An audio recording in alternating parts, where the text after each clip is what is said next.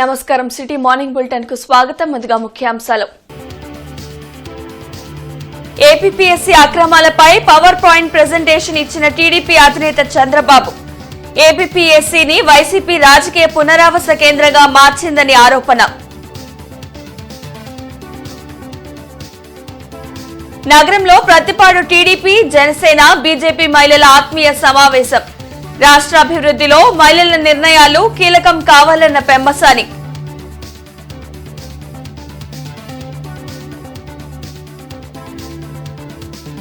ఈ నెల 18 నుండి 10వ తరగతి పరీక్షలు. అన్ని ఏర్పాట్లు చేసినట్లు డీఈఓ శైలజ వెల్లడి.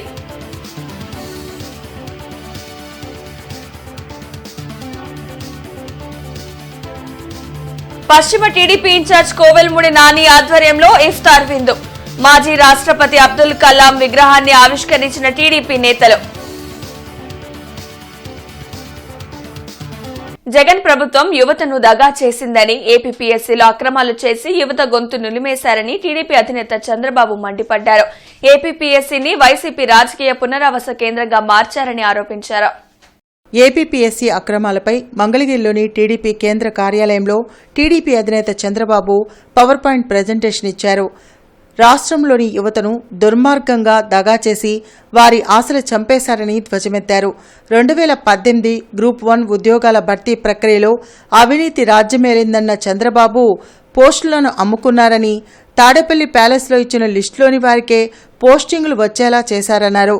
జగన్కు అనుకూలంగా వ్యవహరించిన గౌతమ్ సవాంగ్ను ఏపీపీఎస్సీ చైర్మన్గా నియమించారని, కార్యదర్శిగా వ్యవహరించిన సీతారామాంజనేయులు అక్రమాల్లో భాగస్వామి అని ఆరోపించారు. హైకోర్టుకు తప్పుడు అఫిడవిట్ ఇచ్చిన అధికారులను ఏమనాలని నిలదీశారు. పునరావాస కేంద్రంగా తయారు చేశారు. YCP student union state president. బుద్ధి జ్ఞానం ఉందా మీకు? మనుషులా మీరు? మీ పార్టీ ఆఫీస్ ఏది? ఎంత దుర్మార్గం అండి ఇది. ఇలాంటి చెత్త మెంబర్స్ అందరినీ పెట్టి పిల్లల జీవితాలతో ఆడుకున్నారు. తల్లిదండ్రుల కష్టం, తల్లిదండ్రుల ఆశని పూర్తిగా నాశనం చేసే పరిస్థితికి వచ్చారు. ఈరోజు ఈ రాష్ట్రంలో మీరు చూస్తే హైయెస్ట్ బడ్జెట్ ఖర్చు పెట్టింది అడ్వకేట్స్ కోసం. ఎంత డబ్బులు ఖర్చు పెట్టారంటే 100,000 కోట్ల రూపాయలు ఖర్చు పెట్టి తప్పులను కప్పిపుచ్చుకోవడానికి, ప్రజలను హెరాస్ చేయడానికి, జైల్లో పెట్టడానికి, లేని తప్పులు ఆరోపణలు పెట్టడానికి చేశారు. అందుకే మీరు ఇక్కడ చూస్తే చాలా క్లియర్గా చాలా సమయమైంది. 5 ఏళ్ళు అయింది జరగడానికి, వీళ్ళకి న్యాయం జరగడానికి. ఇప్పుడు నేను ఒకటి అడుగుతున్నా, ఈ ఇద్దరు గ్రేట్ పీపుల్ ఏం చేయాలి? వీళ్ళని రాష్ట్ర ప్రజానీకం మీరే నిర్ణయించుకోవాలి. ఈయన ఇప్పుడంతా ఇంటెలిజెన్స్. ఎవరిని అరెస్ట్ చేయాలి, ఎవడి మీద కక్ష తెచ్చుకోవాలి, ఎక్కడ తప్పుడు పనులు చేయాలి, ఇదే పని ఇతనికి.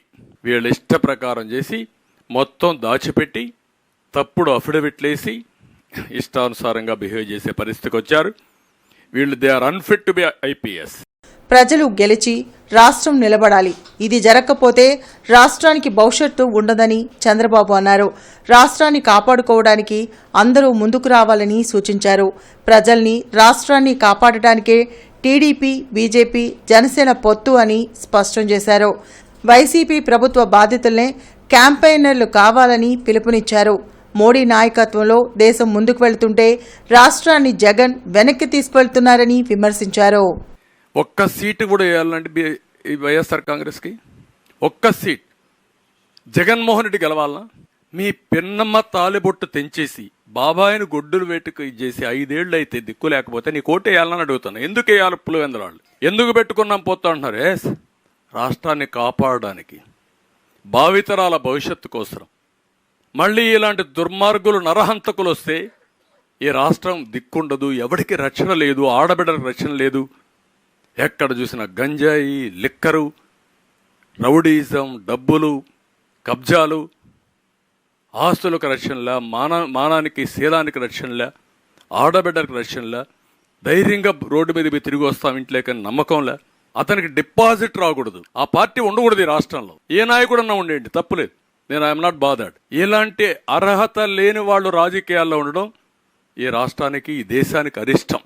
టీడీపీ, జనసేన, బీజేపీ మహిళల ఆత్మీయ సమావేశం జిల్లా తెలుగుదేశం పార్టీ కార్యాలయంలో జరిగింది. ప్రత్తిపాడు నియోజకవర్గ ఇన్ఛార్జ్ రామాంజనేయులు అధ్యక్షతన జరిగిన ఆత్మీయ సమావేశంలో టీడీపీ నాయకులు పెమ్మసాని చంద్రశేఖర్ పాల్గొన్నారు. సమాజాన్ని ప్రభావితం చేసేవారు మహిళలని, రాష్ట్రాన్ని అభివృద్ధి పథంలో నడిపేలా మహిళల నిర్ణయాలు ఉండాలన్నారు. ఆదాయం తగ్గి ధరలు పెరగడం, యువత మత్తు పదార్థాలకు బానిసలు కావడంతో కుటుంబ వ్యవస్థ చిన్నాభిన్నమవుతుందన్నారు. టీడీపీ ప్రభుత్వంలో రాష్ట్రం అభివృద్ధి చెందడంతో పాటు ఆదాయం పెరుగుతుందని ప్రతి ఒక్కరూ తెలుసుకోవాలన్నారు. మహిళలకు డబ్బులు ఇవ్వడం కాదు, డబ్బులు ఎలా సంపాదించాలో వివరించాలన్నారు. రానున్న ఎన్నికల్లో టీడీపీ, జనసేన, బీజేపీ కూటమిని గెలిపించాలని కోరారు. కార్యక్రమంలో జనసేన నాయకులు నాగేశ్వరరావు, మహిళా నాయకులు విజయలక్ష్మి తదితరులు పాల్గొన్నారు. మరి నిత్యావసర వస్తువులు విపరీతంగా ధరలు పెరిగిపోయినాయి. ఇన్ఫ్లేషన్, ద్రవ్యోల్బణం 5% ఉంటే ఇయర్లీ 5 సంవత్సరాల్లో 25% పెరగాల్సిన ధరలు ఈ రోజున 100%, డబల్, ట్రిపుల్ అయిపోయినాయి. కాబట్టి ఆదాయం ఏమో తగ్గిపోతా ఉంది చాలా మందికి. రెండోది, మందు రూపంలో వచ్చిందంతా వెనక్కి తీసుకుంటా ఉన్నారు. ఆరోగ్యాలు పాడైపోతున్నాయి, కొంతమంది చనిపోతా ఉన్నారు. చనిపోతే ఫ్యామిలీలు ఈ రోజున రోడ్డున పడేటువంటి పరిస్థితి. మరి పిల్లల్ని తీసుకుంటే ఉద్యోగాలు లేవు, ఇంజనీరింగ్ చదివిన వాళ్ళు కానీ వాళ్ళు ఏం చేయాలని కూడా ఇలా ఉంది ఈ రోజున. ఎక్కడ పడితే అక్కడ గంజాయి. సో ఒక కుటుంబ వ్యవస్థే ఈ రోజున చిన్న భిన్నమైనటువంటి పరిస్థితి. కాబట్టి మీకు తెలుసు ఎందుకు ఈ తెలుగుదేశం పార్టీ రావాల్సిన ఆవశ్యకత మీకు అందరికీ బాగా తెలుసు. రేపు తెలుగుదేశం పార్టీ వచ్చిన తర్వాత ఒక 2-3 సంవత్సరాల్లో రాష్ట్రం యొక్క ఆదాయం పెరిగినప్పుడు, ఆ ఆదాయం అనే దాంట్లో పెరిగితే ప్రతి ఒక్కరికి అది ఉపయోగపడుతుంది. సంక్షేమ పథకాలు ఏ ప్రభుత్వాలు వచ్చినా ఇవ్వాల్సిందే. 94లో పొత్తు పెట్టుకున్న బహిరంగంగానే వేదిక మీద నాయకులందరూ కూర్చొని సీట్లు పంపకాలు చేసుకొని అధికారాన్ని పంచుకొని ప్రజలకు మేలు చేశారు. అది చంద్రబాబు నాయుడు యొక్క నైజం. జగన్మోహన్ రెడ్డి 2019లో ఆంధ్రలోని ద్రోహులు అన్నటువంటి కేసీఆర్తో లోపకారకంగా పొత్తు పెట్టుకున్నాడు. పొత్తు పెట్టుకునే మనకు రావాల్సిన నది జలాల్ని వాళ్ళకి పరంగా ఇచ్చేశాడు.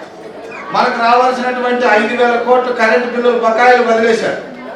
మన ఆస్తులు ఉమ్మడి ఆంధ్రప్రదేశ్లో మన ఖర్చులతో, మన పన్నులతో నిర్మించినటువంటి అక్కడ భవనాలన్నీ 1,04,000 కోట్ల రూపాయల ఆస్తుల్ని వదిలేసి వచ్చాడు. ఆయన పెట్టుకున్న పొత్తు అది.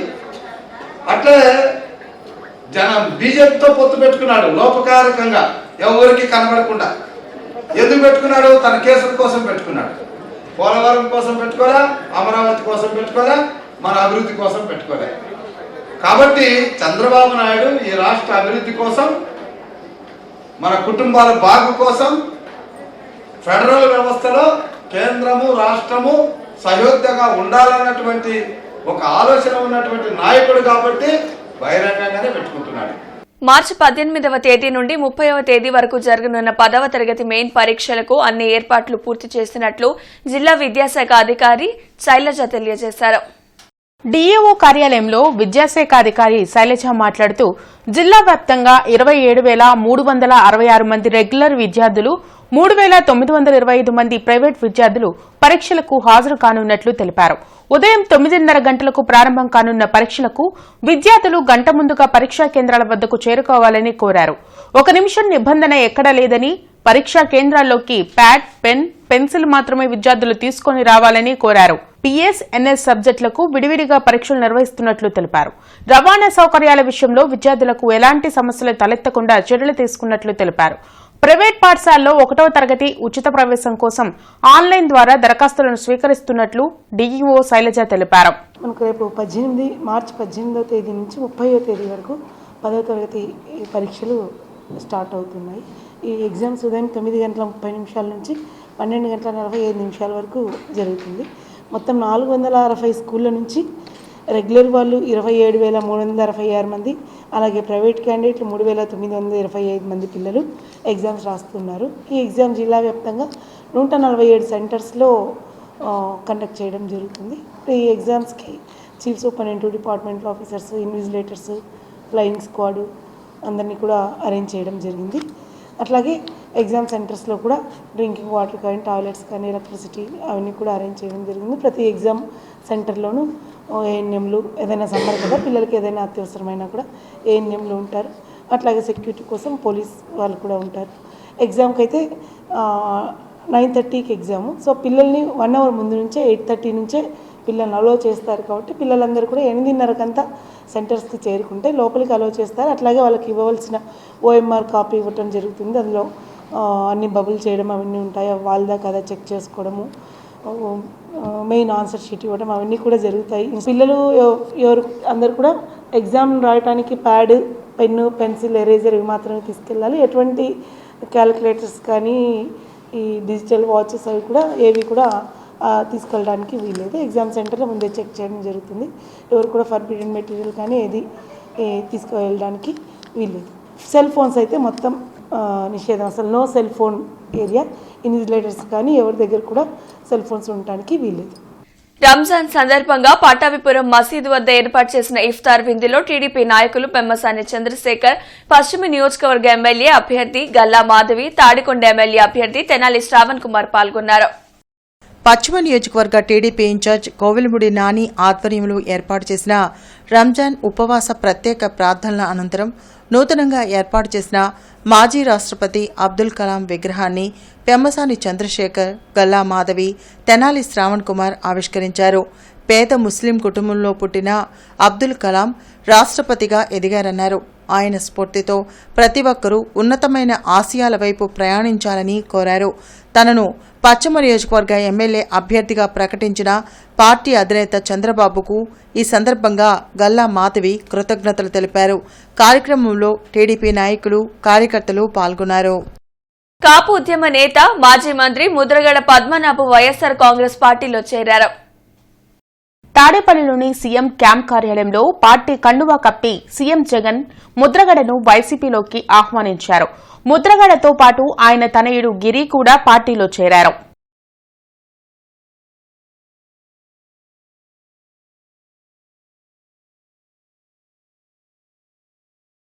వైసీపీలో కాపులకు పూర్తిగా అన్యాయం జరుగుతుందని రాష్ట్ర సంయుక్త కార్యదర్శి సత్యనారాయణ అన్నారు.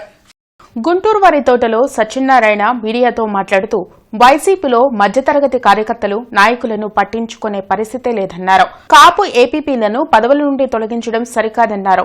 వైసీపీ పూర్తిగా అవినీతిమయంగా మారిందని, పార్టీలో జరుగుతున్న అన్యాయానికి నిరసనగా వైసీపీకి తాను రాజీనామా చేస్తున్నట్లు ప్రకటించారు. రానున్న ఎన్నికల్లో టీడీపీ, జనసేన, బీజేపీ కూటమికి తమ మద్దతు ఇస్తున్నట్లు ప్రకటించారు. పశ్చిమ, తూర్పు నియోజకవర్గ ప్రజలు వైసీపీకి ఓటు వేయొద్దని కోరారు. రానున్న ఎన్నికల్లో టీడీపీ, జనసేన, బీజేపీ కూటమిని గెలిపించాలని కోరారు. కార్యక్రమంలో రమణ, శివ తదితరులు పాల్గొన్నారు. ఒక పక్కన ఇక్కడ జిల్లా కోర్టు న్యాయస్థానంలో కనుక చూసినట్లయితే ముగ్గురు కాపు ఏపీపీలుగా ఉంటే ముగ్గురిని తీసేసి ఒక కాపులకి అన్యాయం చేయడం జరిగింది. అట్లాగే ఒక 4% లేని ముఖ్యమంత్రి గారి వర్గం అయినటువంటి ఒక వర్గానికి 9 మంది ఏపీపీలుగా అపాయింట్ చేయడం జరిగింది. చాలా దారుణంగా ఉన్నాయి ఇక్కడ పరిస్థితులు. చాలా అవినీతిమయమైపోయింది రాజకీయం అంతా. ఈ అవినీతిమైన రాజకీయాన్ని మార్చాలి. అలాగే ఈ రోజున ప్రజలు చాలా నిత్యావసర వస్తువులదే కానీ మిగతా కార్యక్రమాల్లో కూడా చాలా ఇబ్బంది పడుతూ ఉన్నారు. ఇవన్నీ చూసిన తర్వాత ఒక పక్కన చూస్తే ఒక అప్రజాస్వామిక పనులు ఈ పార్టీలో జరుగుతూ ఉన్నాయి. ఇవన్నీ చూసి దీనికి నిరసనగా మన రాష్ట్ర సంయుక్త కార్యదర్శి పదవికి ఈ రోజున రాజీనామా చేస్తూ ఉన్నాము. అలాగే నా పార్టీ ప్రాథమిక సభ్యత్వానికి కూడా రాజీనామా చేస్తూ ఉన్నామని చెప్పి ఈ మన సభాముఖంగా తెలియజేసుకుంటా ఉన్నాం. అలాగే దాంట్లో మిత్రుడు మన కొండపాటి రమణ గారు కూడా తూర్పు నియోజకవర్గం నుంచి తర్వాత మాట్లాడతారు. వారు కూడా నాతో పాటు రాజీనామా చేయడం జరుగుతూ ఉంది. అలాగే శివ, యూత్ చాలామంది అన్ని వర్గాల నుంచి ఈ పార్టీకి రాజీనామా చేసి త్వరలోనే ఏదైతే ఇక్కడ టీడీపీ, జనసేన, బీజేపీ కూటమి ఉందో ఆ కూటమికి మద్దతు ఇవ్వాలని చెప్పి అనుకుంటా ఉన్నాము. కృష్ణా గోదావరి బేసిన్లో లభ్యమయ్యే గ్యాస్, చమురులో ఆంధ్రప్రదేశ్కు హక్కు కల్పించాలని కృష్ణా గోదావరి బేసిన్ గ్యాస్, చమురు సాధన సమితి కన్వీనర్ కొల్లా రాజమోహన్ రావు డిమాండ్ చేశారు. ఏపీకి హక్కు కల్పించాలని డిమాండ్ చేస్తూ అన్ని రాజకీయ పార్టీలు వారి ఎన్నికల మేనిఫెస్టోలో పెట్టాలని కోరారు. అరండల్పేటలోని ఓ హోటల్లో రాజమోహన్ రావు మీడియాతో మాట్లాడుతూ ఆంధ్రప్రదేశ్లో తయారయ్యే గ్యాస్, చమురు ఆంధ్రప్రదేశ్ ప్రజలకు దక్కాలనే అంశంపై న్యాయ పోరాటం చేస్తున్నామన్నారు. 20 సంవత్సరాల నుండి ఆంధ్రప్రదేశ్లో గ్యాస్ ఉత్పత్తి అవుతుందని, ఏపీకి రావాల్సిన వాటాపై అన్ని రాజకీయ పార్టీలు, ప్రజా సంఘాలను కలుపుకొని ఉద్యమం చేస్తున్నామన్నారు. ఏపీలో లభిస్తున్న సహజ వనరులు ఏపీ ప్రజలకే చెందాలి కానీ ప్రైవేట్ వ్యక్తులకు, కార్పొరేట్ వ్యక్తులకు కట్టబెట్టడం సరికాదన్నారు. కృష్ణా గోదావరి బేసిన్ గ్యాస్ లో ఆ ప్రాంత ప్రజలకు 50% వాటా ఇవ్వాలని డిమాండ్ చేశారు. రోజుకు 2-3 వేల కోట్లు ఆదాయం వచ్చే వనరులు ఏపీ ప్రజలకే చెందేలా రాజకీయ పార్టీలు పనిచేయాలని కోరారు. రేపు 17వ తారీఖున చిలకలూరుపేటలో జరగబోతున్నటువంటి కొన్ని ప్రధాన రాజకీయ పక్షాల యొక్క బహిరంగ సభలో ఈ దేశ ప్రధాని నరేంద్ర మోడీ గారు కూడా దానిలో పాల్గొంటున్నారు.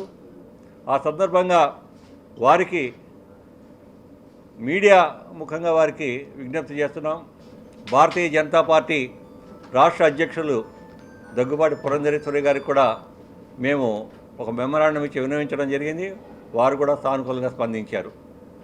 రాష్ట్ర విభజన జరిగిన తర్వాత తీవ్రమైనటువంటి ఆర్థిక లోటుతోటి అప్పుల కుప్పగా తయారైనటువంటి ఆంధ్రప్రదేశ్కి ఈరోజు ఈ రాష్ట్రంలో లభ్యమయ్యేటటువంటి గ్యాసు, చమురే ప్రధానమైనటువంటి ఆదాయ వనరుగా ఉండేటటువంటి పరిస్థితి వస్తూ ఉంది. ఈ రాష్ట్రంలో నెలకొన్నటువంటి ప్రత్యేక పరిస్థితుల దృష్ట్యా కూడా కేంద్ర ప్రభుత్వం సానుకూలంగా స్పందించి ఏదైతే 12వ ఆర్థిక కమిషన్, ఫైనాన్స్ కమిషన్లో చెప్పినట్టుగా ఈ రాష్ట్రంలో లభ్యమయ్యేటటువంటి గ్యాసు, చమురులో మాకు పూర్తి హక్కు, వాటా ఇవ్వాలని చెప్పేసి మేము కోరుతా ఉన్నాం. ఆ అటెండర్ దగ్గర నుంచి ప్రైమ్ మినిస్టర్ దాకా అందరినీ మేనేజ్ చేసేటటువంటి రిలయన్స్ కంపెనీ చేతిలో ఈ రోజున ఇక్కడ గ్యాస్ ఉంది.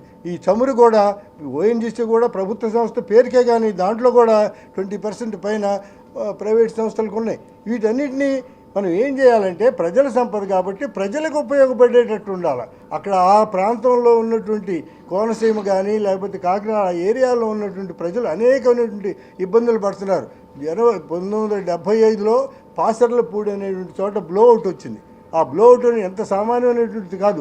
65 రోజులు కాలిపోతూ ఉంది. ప్రజలు అరిచేతిలో ప్రాణాలు పెట్టుకుని బతికారు.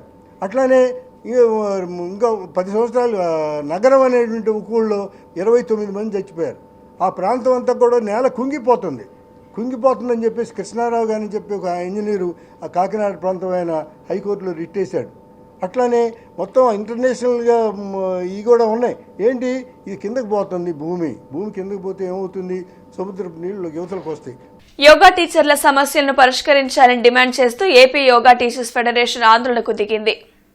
ఏఐవైఎఫ్ ఆధ్వర్యంలో జిల్లా కలెక్టర్ కార్యాలయం వద్ద యోగా టీచర్లు యోగా చేసి నిరసన తెలిపారు.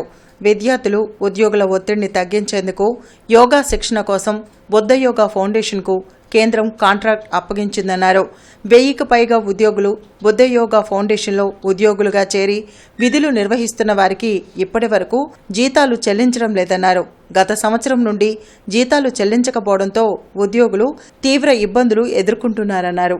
పెండింగ్లో ఉన్న జీతాలను వెంటనే చెల్లించి తమకు ఉద్యోగ భద్రత కల్పించాలని డిమాండ్ చేశారు. ఉద్యోగాల నుండి తొలగించిన వారిని వెంటనే విధుల్లోకి తీసుకోవాలని కోరారు. కార్యక్రమంలో ఏఐవైఎఫ్ రాష్ట్ర కార్యదర్శి లెనిన్ బాబు, జిల్లా కార్యదర్శి సుబ్బారావు తదితరులు పాల్గొన్నారు. పెండింగ్లో ఉన్నటువంటి జీతాలు చెల్లించడంతో పాటు వీళ్ళకు ఉద్యోగ భద్రత ఇవ్వాలని కోరుతా ఉన్నాం. ఎందుకోసం అంటే రాష్ట్రంలో అవుట్ సోర్సింగ్, అదేవిధంగా కాంట్రాక్ట్ బేసిక్లు ఈరోజు ప్రభుత్వ ఉద్యోగాలుగా గుర్తిస్తున్న నేపథ్యం. అందుకోసమే వీళ్ళందరూ కూడా ఈరోజు 2 సంవత్సరాలు 3 సంవత్సరాల నుంచి స్కూళ్ళలో పనిచేస్తున్నారు. వీరిని కూడా ఉద్యోగ భద్రత కల్పించాలని కోరుతా ఉన్నాం. వీరికి అండగా మేము ఉంటా ఉన్నాం. అయితే ఈరోజు బుద్ధ హెల్త్ సెంటర్ వాళ్ళు, ఫౌండేషన్ వాళ్ళు ఏమంటున్నారంటే, మీరు ధర్నాలు చేయకూడదు, మీరు అలా చేస్తే తీసివేస్తాం, అవసరమైతే దాడులు చేస్తాం, చంపుదామని ఒకవైపు బెదిరిస్తారు. నా పేరు ఏ శ్రావణి, మాది విజయనగరం డిస్ట్రిక్ట్. మాకు 14 నెలలుగా జీతాలు ఇవ్వట్లేదు. మేము చాలా మోసపోయాము. ఫౌండేషన్ నమ్ముకొని మాకు ఉద్యోగ భద్రత కల్పించాలని, ఏవైతే 14 నెలల నుంచి జీతాలు మాకు చెల్లించలేదో అవన్నీ మాకు చెల్లించాలని అండ్ ఉద్యోగ భద్రత కల్పించాలని, కుదిరితే ఈ రాష్ట్ర ప్రభుత్వం మమ్మల్ని అందరినీ, మా యొక్క వర్క్ని అన్నిటిని గుర్తించి మమ్మల్ని గవర్నమెంట్లో చేర్చుకోవాల్సిందిగా నేను సవిధేయంగా మా అందరి తరపున నేను కోరుకుంటున్నాను. నిజంగా ఇప్పుడు ఫ్రాంక్గా చెప్తున్నాను మీకు, 70-80 కోట్ల స్కామ్ ఇది. గవర్నమెంట్ ఇందులో ఇన్వాల్వ్ అయి ఉంది. అది చాలా బాధాకరం.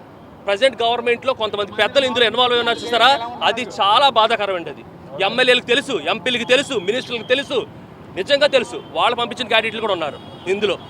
మేము వాళ్ళందరూ నమ్ముకుని ఇందులోకి వచ్చాము.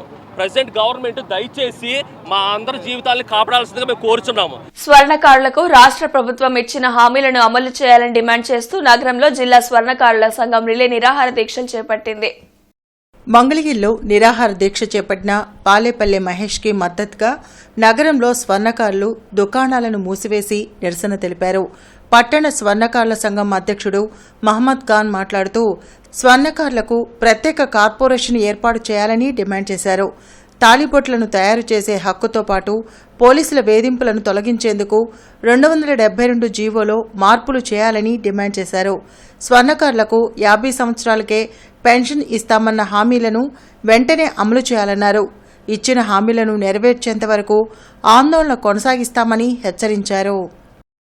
ఈరోజు ఈ రాష్ట్ర ప్రభుత్వం ఇచ్చిన హామీలకి స్వర్ణకారులకి కార్పొరేషన్ ఇస్తానని, అలాగే స్వర్ణకారులకి తాలుబట్టు చేసే హక్కు ఇస్తానని, రెడీమేడ్ వచ్చేదానికి ఆపుతానని ఆ రోజు ఉన్న అనిల్ గారు ఒక హామీ ఇచ్చినారు. స్వర్ణకార సంఘం సభ్యులందరితో మాట్లాడి రెడీమేడ్ వస్తున్న తాలిబొట్లకు నేను ఆపించి స్వర్ణకారులకు కార్పొరేషన్ చేసి 272 జీవోని రద్దు చేసి పోలీసులు మీద బాగా దౌర్జన్యం చేస్తున్న స్వర్ణకారుల మీద దౌర్జన్యం జరుగుతున్న పోలీసు వాళ్ళకి 272 జీవో వల్ల కొన్ని రూల్స్ మార్చేసి స్వర్ణకారులకి రక్షణ ఇస్తానని గత ప్రభుత్వం మాకు హామీ ఇచ్చి ఇప్పుడు దాకా కూడా ఆ హామీకి ఏమి రెస్పాన్స్ ఇవ్వకుండా, స్వర్ణకారుల గురించి పట్టించుకోకుండా, కార్పొరేషన్లు ఏదో చేస్తామని ఇప్పుడు దాకా చేయకుండా మాట ఇచ్చిన ప్రభుత్వం, మాట ఇచ్చి మఠం తిప్పుతానన్న జగన్మోహన్ రెడ్డి గారు ఇప్పుడు దాకా దాని గురించి ఊసి ఎత్తకుండా ఇప్పుడు వస్తున్న ప్రభుత్వం నెక్స్ట్ వచ్చేసారి మాట్లాడతానని చెప్తున్నారు. జిల్లా సహకార బ్యాంక్ కేంద్ర కార్యాలయంలో నూతనంగా ఏర్పాటు చేసిన వైఎస్ రాజశేఖర్ రెడ్డి విగ్రహాన్ని శాసన మండలి విప్ లేళ్ల ఆపిరెడ్డి ఆవిష్కరించారు. GDCC bank chairman Rathamsetti Ramanjaneyulu ఆధ్వర్యంలో బ్రాడీపేటలోని కేంద్ర కార్యాలయంలో ఏర్పాటు చేసిన విగ్రహాన్ని ఆవిష్కరించిన అనంతరం అప్పిరెడ్డి మాట్లాడుతూ వైఎస్ రాజశేఖర రెడ్డి రైతుల అభ్యున్నత కోసం అనేక సంక్షేమ కార్యక్రమాలను అమలు చేశారన్నారు. వైఎస్ రాజశేఖర రెడ్డి ఆశయాలను ముందుకు తీసుకువెళ్తున్న వైసీపీ ప్రభుత్వం రైతులు పండించిన పంటలను మద్దతు ధరకు కొనుగోలు చేసి వారికి అండగా నిలుస్తుందన్నారు. వైసీపీ కష్టకాలంలో పార్టీకి అండగా నిలిచిన వ్యక్తి లాల్పురం రాము అని అన్నారు. జీడీసీసీ బ్యాంక్ చైర్మన్ గా జిల్లా వ్యాప్తంగా రాము సేవలు అందించడం అభినందనీయమన్నారు. రానున్న రోజుల్లో రాము రాష్ట్ర స్థాయిలో పార్టీకి సేవలు అందించేలా జగన్ అవకాశం ఇస్తారన్నారు. చైర్మన్ గా కొనసాగినటువంటి పరిస్థితులు, చైర్మన్ గా ఏదో వీడుకోవాలనుకున్నాడు, ఇది వీడుకో కాదు, అర్థం కాదు, ఆరంభం కాకుండా ఇక్కడి నుంచే రాజకీయ ఆయన జీవితం ప్రారంభమైంది. జిల్లా స్థాయి నాయకుడిగా జగన్మోహన్ రెడ్డి గారి ఆశీస్సులతో గుంటూరు కేంద్ర సహకార బ్యాంక్ చైర్మన్ గా ఆయన, ఎందుకంటే అంతకుముందు జడ్పీడీ చేసినా లేకపోతే ఎంపీపీ చేసినా ఇవన్నీ కూడా ఒక మండలానికే పరిమితాయి. కానీ జీడీసీసీ బ్యాంక్ చైర్మన్ గా జిల్లా స్థాయిలో ఆయన రాజకీయ జీవితం మరోమారు 2వ అంకంగా ప్రారంభమైంది. భవిష్యత్తుకు సంబంధించి కూడా ఈ జిల్లాలో కీలకమైనటువంటి నాయకుడిగా రామన్న రాబోతా ఉన్నాడు. భవిష్యత్తుకు సంబంధించి కూడా ఆయనకి మీరందరూ కూడా మీ సహాయ సహకారాలు తప్పనిసరిగా అందించాలా. బ్యాంకుకి సంబంధించి కానీ లేకపోతే వ్యక్తిగతంగా ఆయన చేసే కార్యక్రమాలకు సంబంధించి కానీ వీటన్నిటి సౌకర్యార్థం ఇంకా 2 అంతస్తులు మేము శంకుస్థాపన చేసుకోవడం జరిగింది. మా పాలకవర్గం వచ్చిన తర్వాత ఈ బ్యాంకు వ్యాపారం కూడా గతంలో 2,400 కోట్లు ఉండే వ్యాపారం ఇప్పుడు మా పాలకవర్గం వచ్చిన తర్వాత గౌరవ ముఖ్యమంత్రి గారు జగన్మోహన్ రెడ్డి గారి ప్రోద్బలంతో మేము సుమారు 6,300 కోట్లకి రైతులకు కానీ, రైతుకు అనుబంధ రంగాలకు కానీ, పేద మహిళలకు కానీ వీళ్ళందరూ కూడా రుణాలు ఇవ్వడం జరిగింది. మరి అది కూడా మేము ఈ సందర్భంగా గౌరవ ముఖ్యమంత్రి గారి గురించి గొప్పగా మేము చెప్పుకోవడం జరిగింది. ఇలానే మా పాలకవర్గం ఎప్పుడు కూడా రైతులకి సేవ కోసం కట్టుబడి ఉంటుందని, రైతులకు సేవ చేయడానికి మేము ముందుంటాం. అలానే మా సహచర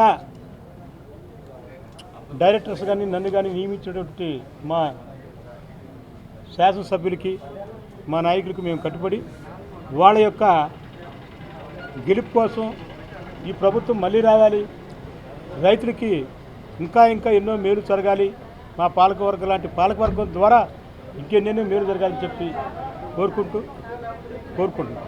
పెదకూరుపాడు గ్రామంలో ఎమ్మెల్యే నంబూరు శంకర్రావు పర్యటించారు. స్థానికులు ఆయనకు ఘన స్వాగతం పలికారు.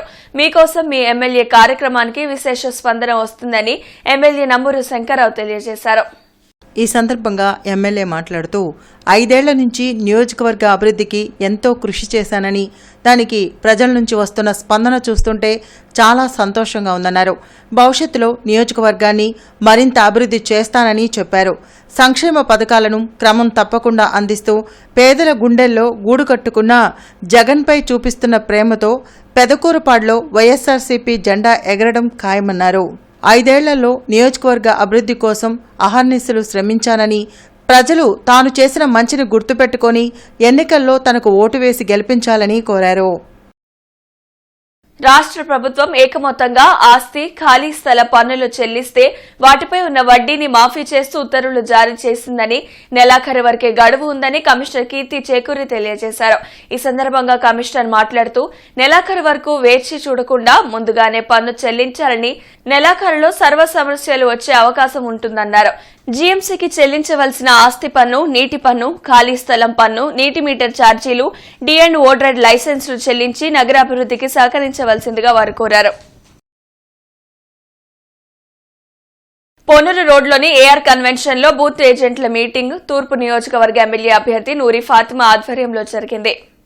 ఈ సందర్భంగా నూరి ఫాతిమా మాట్లాడుతూ తూర్పు నియోజకవర్గ ప్రజల సమక్షంలోనే రానున్న ఎన్నికల్లో గెలిచి అసెంబ్లీలో ప్రమాణ స్వీకారం చేస్తానని పార్టీ కేడర్ సమావేశంలో వాగ్దానం చేశారు.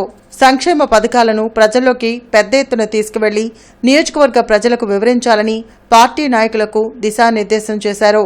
ఏజెంట్స్ అంతా క్రమశిక్షణతో దగ్గరుండి పనిచేయాల్సిన బాధ్యత వహించాలని ఆమె పిలుపునిచ్చారు. ఈ కార్యక్రమంలో ఎమ్మెల్యే మహమ్మద్ ముస్తఫా, గుంటూరు ఎంపీ అభ్యర్థి Kilari Rosaiah, deputy mayor Diamond Babu, YCP తూర్పు నియోజకవర్గ కార్పొరేటర్లు, ఇన్ఛార్జీలు తదితరులు పాల్గొన్నారు. హిందూ కళాశాలలో 20వ తేదీ నుండి ఉచిత ఎంసెట్ కోచింగ్ క్లాసులు జరుగుతున్నట్లు ఇంటర్మీడియట్ ఇన్ఛార్జ్ ముంజుశ్రీ తెలియజేశారు. ప్రతిరోజు ఉదయం 7:30 గంటల నుండి మధ్యాహ్నం 1 గంట వరకు జరగనున్న ప్రత్యేక ఎంసెట్ క్లాసులను పేద విద్యార్థులు వినియోగించుకోవాలని మంజుశ్రీ కోరారు. ఉచిత క్లాసులకు హాజరయ్యే విద్యార్థులు హిందూ కళాశాల కార్యాలయంలో ముందుగా రిజిస్ట్రేషన్ చేసుకోవాలని కోరారు. అదేవిధంగా ఈ సంవత్సరం 2024 కూడా మార్చి 20వ తారీఖు నుండి స్టార్ట్ చేయడం జరుగుతుంది. 7:30 నుంచి 1 గంట వరకు జరుగుతాయి క్లాసెస్. దీంట్లో హిందూ కాలేజీ స్టూడెంట్స్తో పాటు బయట నుంచి వచ్చే పిల్లలు, ముఖ్యంగా బాగా చదువుతూ ఫీజు కట్టుకోలేని పిల్లలకు ఇది మంచి సదవకాశంగా భావిస్తున్నాము. రేపటి నుంచి 10 to 4 మధ్యలో హిందూ కాలేజీలో ఆఫీస్ సెక్షన్లో 10 to 4 మధ్యలో రిజిస్ట్రేషన్ చేయించుకోవాల్సిందిగా కోరుచున్నాము. లిమిటెడ్ సీట్స్ ఉన్నందువలన ఫస్ట్ కమ్ ఫస్ట్ సర్వీస్ కింద మీ పేరు నమోదు చేసుకోవడం జరుగుతుంది. Thank you. ఈ వార్తలు ఇంతటితో సమాప్తం. నమస్కారం.